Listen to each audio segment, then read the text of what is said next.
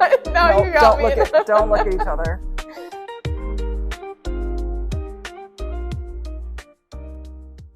Hello, friends, readers, and book lovers. Welcome back to our series on book clubs. This is part 2. We're going to be talking about now you have a book club. What do I do? We're going to meet once a month or maybe quarterly, and I don't know what to do from here. So we're going to talk about that. I'm Elizabeth. I'm the marketing manager here at Schuler Books. And I'm Amy. I'm one of the buyers. And we're excited to talk about book clubs. In our first part, if you missed it, we talked about how to start a book club. So if that is where you are at and you missed that part, go back and watch that one. Yeah. If you're wondering about how to start one, how to group it, how to structure it. Yeah. Go back and check out part 1. Okay, so I have my book club going. Yes, congratulations. Thank you so much. But now we're going to meet and talk about this book. And do I have to facilitate it? I think that it's very helpful to have a facilitator. I don't think it has to be the same person every month. I don't think it has to be a super structured coming with a list of 15 discussion questions. I think there's a lot of different ways that you can structure it, but I think it does help to have someone who's kind of in charge of like, hey, we've wandered off track, especially if you are in a book club with a group of friends, or once you get to be pretty good friends, it's really easy to wander off into just personal chit-chat social time, which maybe you structure that in as part of your book club meeting. Like we're going to have an hour where we eat and chat, and then we're going to have an hour to talk book club or talk about the book. But it is really easy when you're with friends to just wander away. That's how we get book clubs that are really more social hour. Right. Yeah. And if that's the purpose of your book club, great. That's okay. And that's what we talked about last time of setting up expectations. But if your expectation is that everybody's going to read the book and we're going to talk about the book, then it is very helpful to have somebody leading that discussion, guiding it. They don't even have to provide like the bulk of the conversation, but just somebody that's kind of like, hey, have you thought about this? Or what did people think about this character or whatever?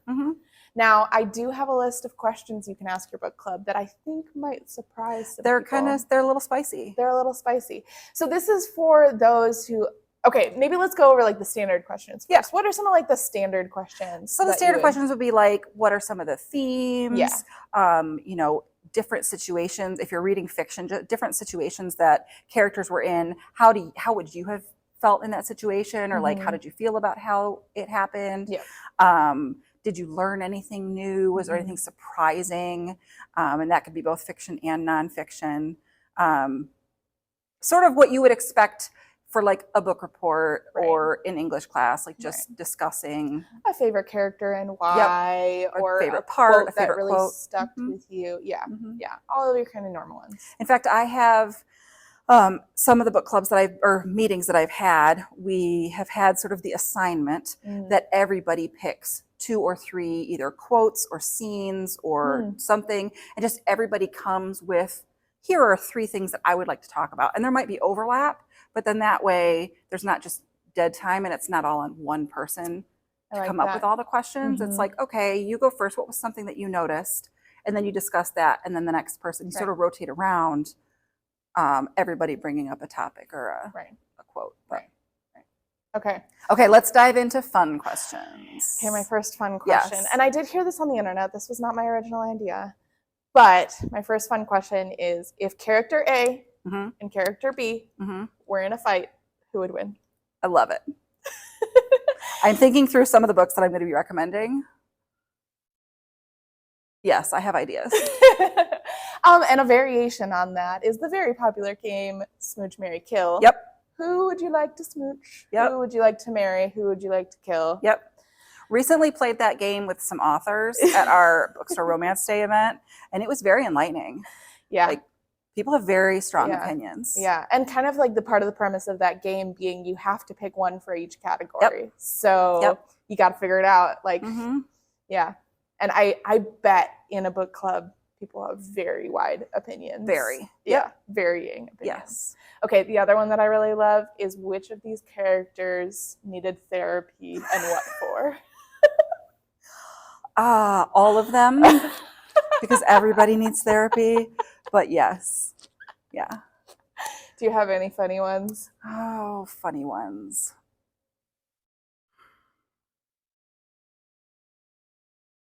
No, I can't think of a funny one off the top of my head. That's okay. I've always been in ones where we just sort of brought our ideas. Yeah. I'm feeling like I'm letting down the team here. Oh, that's okay. One will come to me yeah. later on. I think you could talk about also like the places, the setting that it was at. Like, would you ever go visit that place? Or which scene would you most want to like participate in? Or, oh, here was the other one that I had. This one's less spicy, but did the synopsis or the cover of the book hold up to the content once you finished? Yes. Which I think would be really Was it what you were expecting? Yeah. Yeah. So those are some questions that you can ask. Okay, we've got our questions. We did our club, but maybe we still have like time we want to hang out and we want it to be like themed. So I love a themed event. Yeah. What are some activities that you could do with your book club along with discussing the books? You can always have themed snacks. You can never go wrong with themed snacks.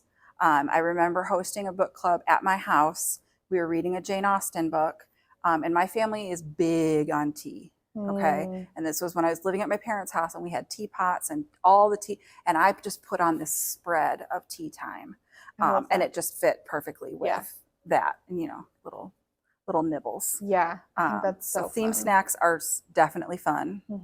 And it could be themed to the book or it could just be like color themed or whatever. Right. Absolutely. I think you could also do a little craft if you got a crafty group. There are so many fun bookish crafts out there, but you could bejewel the cover of the book. I've seen that. That's really fun. You could make friendship bracelets, maybe with that favorite character name on it or something along those lines. Slogan or something. Or whatever. Decorate gingerbread houses or cookies. I think holidays. If you go through a whole year with your book club, a fun project would be to make one of those little ornaments that has, you can like print off mini book covers and make mini books to like go in one of those clear globe ornaments. Sort of to represent the books that you read together. Yeah, like kind of commemorate the year of book club. I think that would be really fun. And then you could do some things that like, okay, say... I don't know what book this would be, but say in the book there's a prominent scene where they go bowling. So maybe one night you discuss the book and then another night that month you go bowling together. And that could be fun. Yeah. And there are so many like book to screen adaptations too. So if you are reading Lessons in Chemistry, then you could watch the TV show. Or if you're reading Jane Austen, you could watch a movie adaptation. Absolutely. And then that would be fun because you know you've all read the book, so you can totally nitpick it and be like, what was the same? What was different? What did we like? What did we not like? Which one Along did we like those better? Same lines, going sort of back to your questions, if you were going to fan cast a story, who do you picture in these roles and like how would that come together? Would it be better as a TV show or as a movie? Right. Cool. All right. That's what we did. That's what you do. That's what you do in book club. And you just have friends. You just have friends and you talk about books in fun and creative ways. Yeah. And expand your horizons through new books too. Books you maybe didn't know that you wanted to read until you were reading them.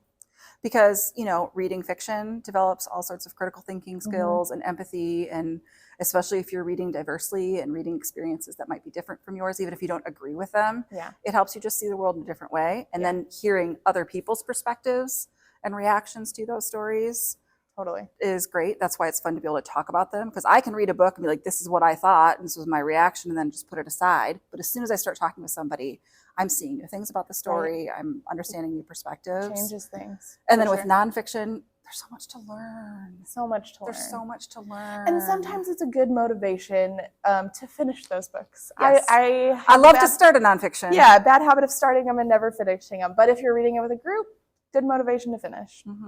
Cool. Yeah. Thanks for joining us for this second part of our book club series.